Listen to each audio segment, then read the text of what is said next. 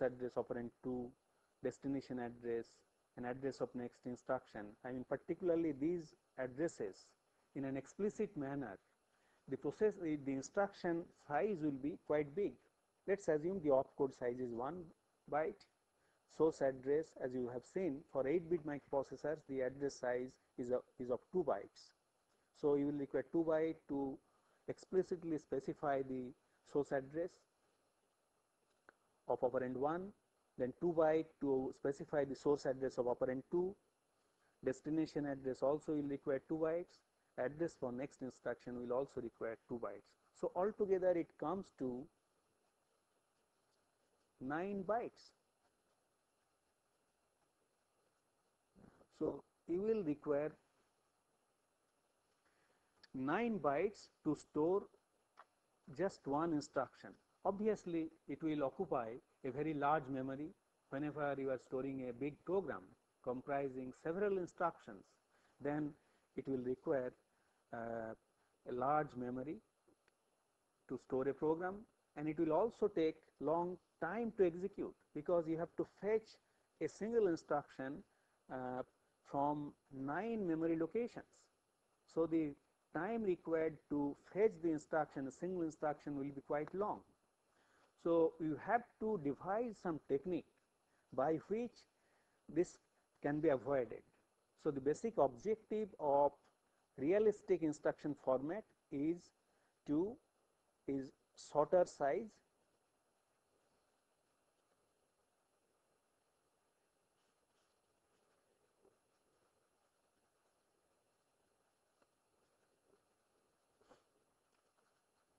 that means each instruction does not require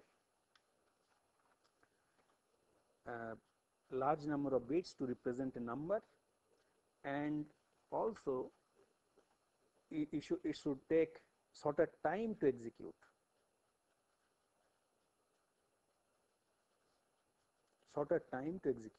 These are the two basic objectives of suitable instruction format. How it can be achieved? For that purpose, several techniques are followed. Number one is to use a special register known as program counter.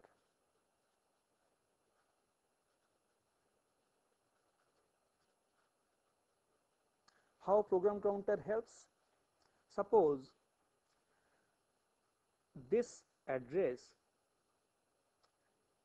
is removed from this, and we always say that there is a register inside the CPU known as program counter which always holds the address of the next instruction.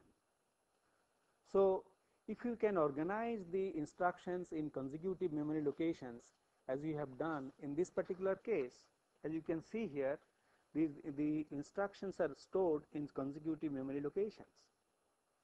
So if you can store that simply by incrementing the program counter from this location, and after this instruction is executed, it will point to this location, then the program counter will point to this location, and in this way the program counter will be incremented with the help of the timing and control unit to point to the address of the next instruction.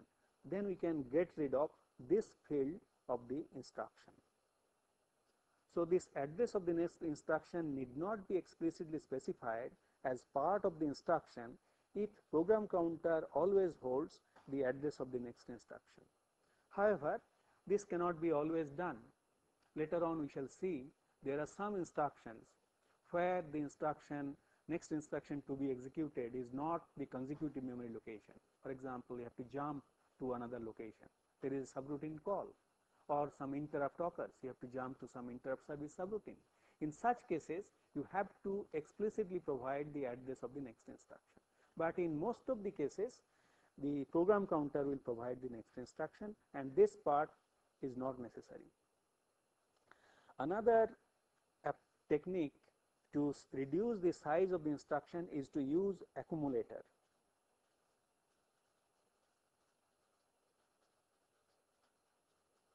Accumulator to hold one of the operands always. That means the accumulator always provides one of the two operands or one operand if it is necessary in an instruction. Since the source of one operand is the accumulator, this particular field need not be provided as part of the instruction. Then another approach is to use source and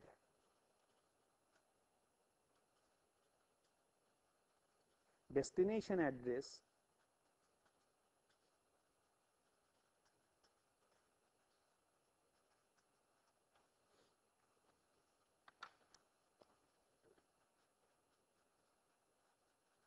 same. So, use same source and destination address. So, in such a case, for example, the source of operand 1 was accumulator. You can store the result, that means the destination, in the accumulator itself. So, the accumulator is the source of address as well as it is the destination of the address. You will store the result in the accumulator. So, this part need not be, destination address need not be provided as part of the instruction. So, we have been able to remove the source of operand 1, destination address and address of the next instruction from the instruction. Another approach is to use the general purpose registers. Use of general purpose registers. We have seen the microprocessor is provided with a number of general purpose registers. In 8085 there are 6 general purpose registers. Instead of specifying the operand in memory location, you can specify the operand in a register. So, in such a case it can be very well accommodated as part of the instruction. There will be no need to have separate address. So, this is how you can reduce the size of the instruction, and you will see whenever you use the general purpose registers as the source of operand 2, then the time required to fetch the operand from the memory will be reduced. So, it will take shorter time to execute. So, use of these techniques, use of program counter, use of accumulator, use of same source and destination address and use of general purpose register leads to shorter instruction size and shorter time to execute.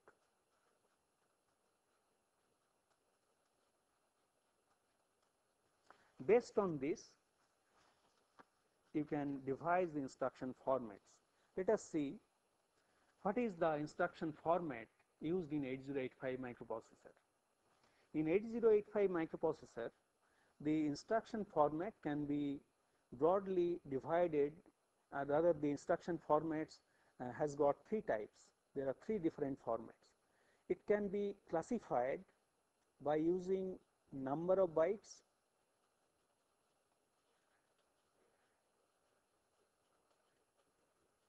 the number of bytes that is used to represent an instruction. One way of classifying instruction is the number of bytes it requires. It can be, an instruction can occupy only 1 byte.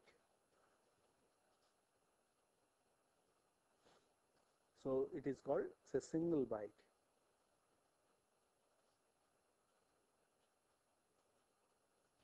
So, in this case the single byte will essentially store the opcode.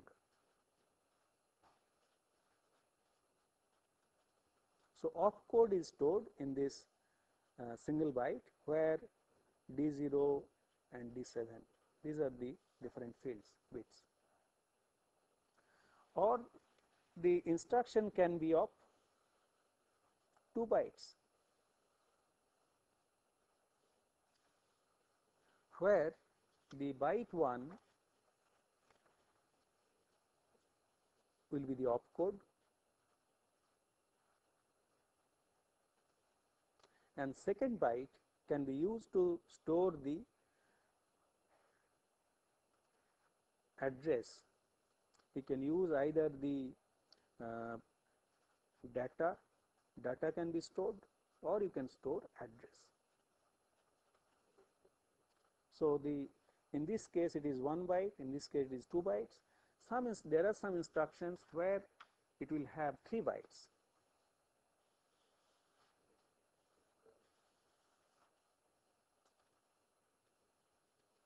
So in 3 byte instruction, the first byte will be the opcode,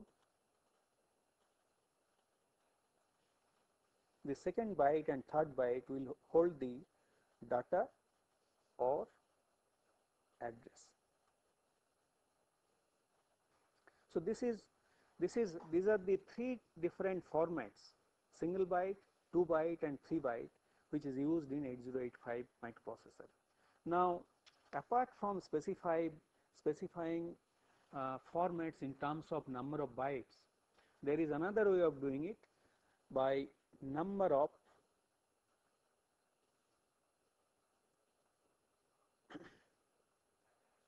operands, number of operand address.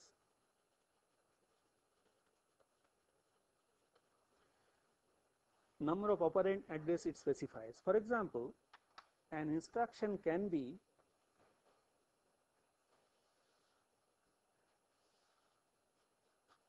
zero address. There is no need to explicitly specify any address in this particular format.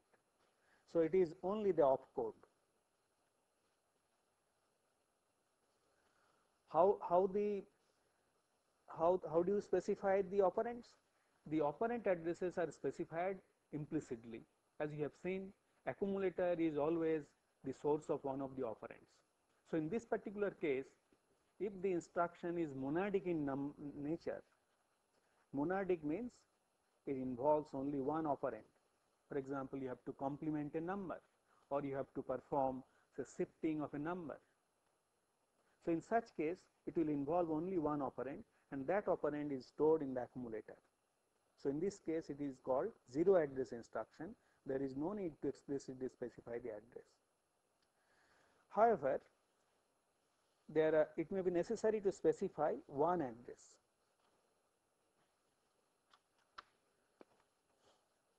It can be one address.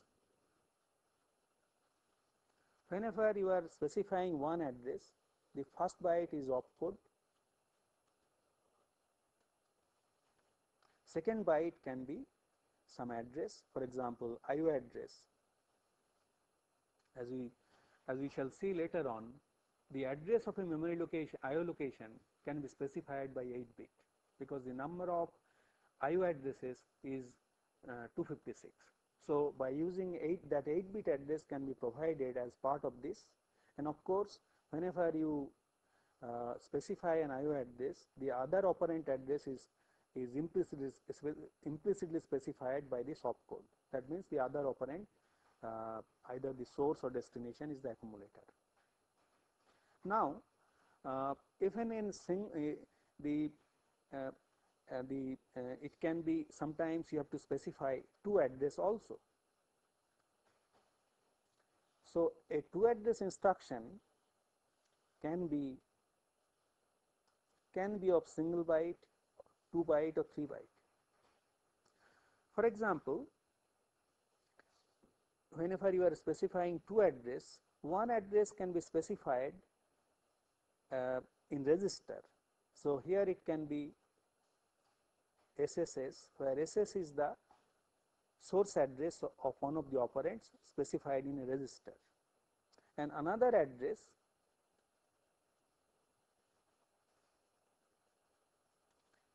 is specified by these 2 bytes.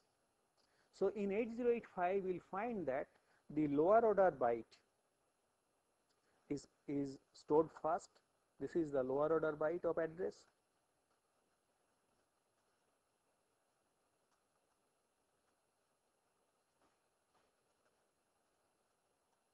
and this is the higher order byte.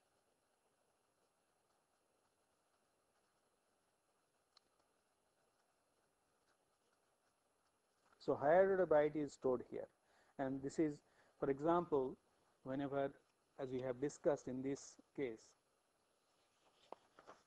in this particular example, here is the address 003A.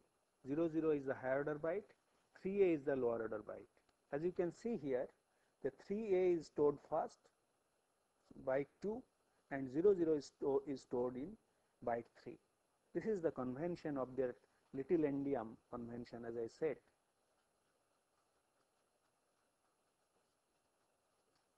Little endian convention. In this, lower order byte is specified first, then followed by higher order byte. So these are the different formats that is being used in 8085. You see, we have already specified that your instruction can be of 1 byte, 2 byte, or 3 byte. What is the correspondence between the number of operands specified, 0 address, 1 address, 2 address, and the number of bytes that can be used? It is possible to specify 2 address in a single byte. For example, say 2 address can be specified even in a single byte if you use the register. For example, the source, one register can be specified by 3 bits, destination register can be specified by another 3 bit, and these 2 bits forms the opcode. So with the help of a single byte, it can be of 2 address. So this 0 address, 1 address, and 2 address has no direct correspondence with single byte, 2 byte, or 3 byte. A 2 address can be a single byte instruction, can be a 2 byte instruction, or can be a 3 byte instruction. So to summarize, in this lecture, we have introduced to you the different types of data or data types that is used in microprocessor, that is 2's complement number that is being used, and also we have introduced the instruction formats, and we have discussed the basis of the instruction formats, how the instruction format is so important, and the instruction format that is used in 8085 microprocessor. In the next lecture, we shall discuss the another important aspect of this instruction set, that is your addressing modes of microprocessors. Thank you.